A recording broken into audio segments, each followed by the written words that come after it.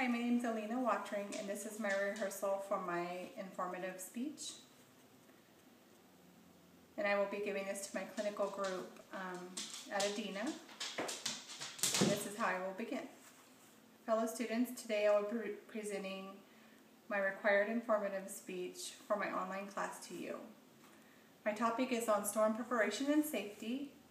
I chose this topic in light of the June 29th storms that impacted everyone in Ohio and surrounding states. The storm caught many of us off guard and unprepared for the storm and the devastation that it would leave afterward. Every year, thousands of people are impacted by severe weather. Last year was one of the most active years in disasters with more than 1,000 weather-related fatalities. And today I'm going to give you some information on how to prepare ahead of the storm to prepare and stay safe and deal with severe weather. The first step to preparation is know your community's emergency warning systems to remove dead or rotting trees that could fall and cause injury or damage during a storm. Postpone any outdoor activities in the event that a real threat of severe weather is coming your way. And remember the rule of the 30-30 lightning rule. If you cannot count to 30 before hearing thunder, stay indoors, and stay indoors 30 minutes after the last clap of thunder. I would like to share with you some facts about lightning. Lightning fatalities are most common during summer afternoons and evenings, and the channel of air with which lightning passes through can be heated to 50,000 degrees Fahrenheit. That is hotter than the sun's surface. And almost all lightning deaths have occurred outdoors. Some fact and fiction about lightning. People struck by lightning carry an electrical charge. That is fiction. They carry no charge and should be helped immediately and begin CPR if not breathing, and also use an AED if you have one available to you. Another fiction about lightning is that rubber provides protection. I know a lot of us growing up were always told that lightning, as long as you have rubber soles on your shoes, or if you're riding in a car, that the rubber tires will protect you. That is false. The steel frame on the vehicles provides extra protection as long as you are not touching it. So remember to stay indoors when you can when it's lightning. Another thing you should do before the storm arrives is to secure any objects that could be blown away. Unplug any electronic equipment, and prepare an emergency power outage kit. And items to include in those kits are flashlights and fresh batteries, a battery-powered radio or TV, candles, matches, lighters, water for drinking and cooking, and the rule of thumb is 1 gallon per person for a 3-day supply. So start bottling up or buy some bottled water if a severe threat of a storm is coming. And portable heater if it's wintertime, oil or gas, and camping equipment like sleeping bags or a propane stove that you could possibly cook on if you need to. Canned foods are good for a power outage, and consult your manufacturer instructions for any power equipment that you may be utilizing.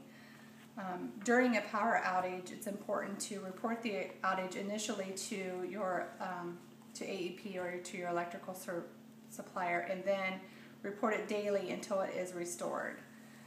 Keep your refrigerator and your freezer closed as much as possible. Your refrigerator will stay cold for 4 hours, and your freezer should be good for 48 hours if it's full. If it's half full, 24 hours.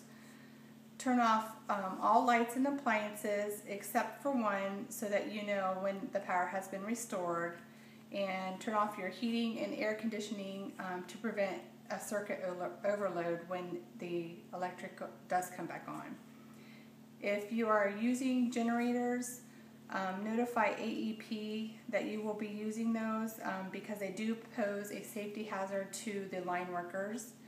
And make sure that you place any generators 15 to 20 feet from any door or window to avoid carbon monoxide poisoning. And always remember to, when you're refueling your generators, to turn those off because those do pose a fire hazard. Never remove debris that has fallen within 10 feet of a power line or approach any downed power lines. And remember, when the power is out, to approach non-functioning traffic lights are always treated as a four-way stop. The restoration process is treated as this. During a major storm, such as the storm on June 29th of this year, workers from portions of AEP's 11 state service territory are called in to assist local employees. They also enlist the help of contractors as well as personnel from other electric companies. AEP Customer Solutions operate in what they call storm mode, using extra telephone lines and AEP representatives. Workers work to restore power safely and quickly as possible. Hazards such as fallen power lines are attended to first.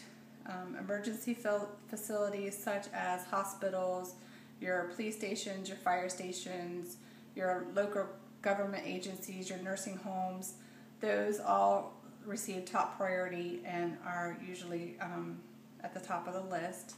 Your main lines with the largest number of customers in them that can be repaired in the shortest amount of time are next. Your secondary lines that service smaller clusters would soon follow. And then your lines that feed service drops to individual homes are restored lastly. For more information and a printable checklist, you can visit AEP Ohio or your local American Red Cross website. And then always remember to use generators safely as they do pose a hazard for carbon monoxide poisoning. We did have an incident here in our county where a family had placed a window air conditioner and placed a generator too close to the intake, and that was brought into the home, and those people did suffer from poisoning, and actually there was a fatality. So remember to be safe, remember the 30-30 lightning rule, and I thank you for your attention today.